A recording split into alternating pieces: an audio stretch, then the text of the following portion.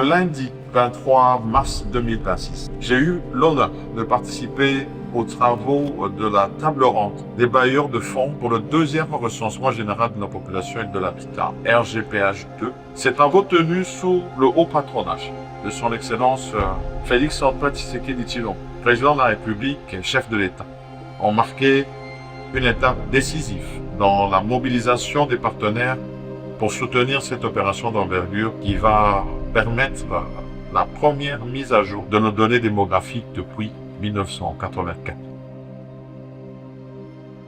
Honorables sénatrices et sénateurs, l'enjeu de notre rencontre peut se résumer en une simple conviction, la suivante: gouverner, c'est d'abord connaître, et pour connaître, il faut commencer par compter. Car toute la raison d'être du deuxième recensement général de la population et de l'habitat. Le RGPH2 n'est pas une simple opération statistique.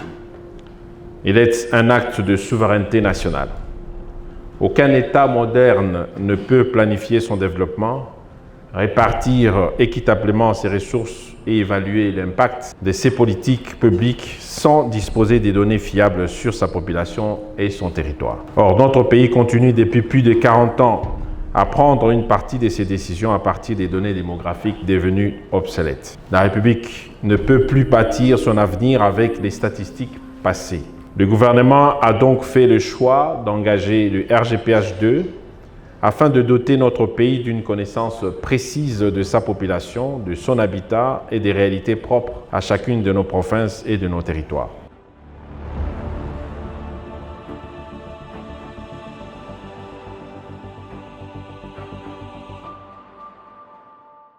Honorables députés nationaux élus du peuple, honorables membres de ce Parlement, votre rôle est déterminant pour la réussite du RGPH2.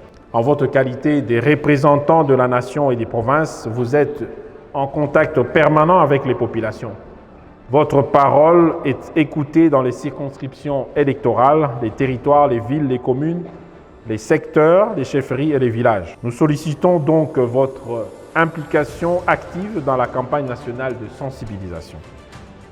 Nous vous invitons à expliquer à nos compatriotes l'utilité du recensement, à combattre les rumeurs et la désinformation, à encourager les autorités locales, les chefs coutumiers, les responsables religieux, les organisations des sociétés civiles, les associations des femmes et des jeunes, ainsi que les médias communautaires à soutenir cette opération.